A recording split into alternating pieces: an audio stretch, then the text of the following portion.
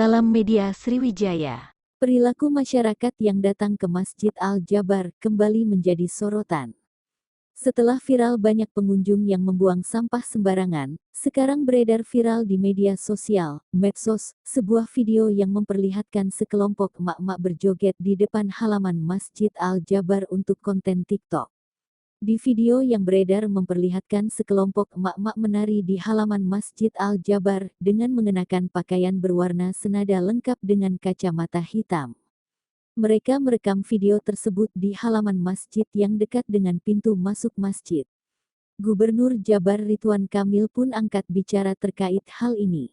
Ia berharap semua pengunjung menghargai tempat ibadah.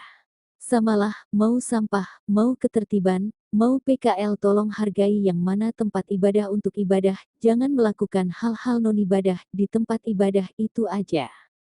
Kalau saya elaborasi viral-viralnya banyak ya, ujar Ridwan Kamil yang akrab disapa Emil kepada wartawan di Gedung Sate, Jumat 13/1.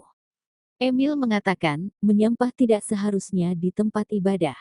Begitu juga, membuat konten TikTok. Jadi ibadahlah di tempat ibadah, silakan lakukan lain-lain, tapi jangan di tempat ibadah, katanya.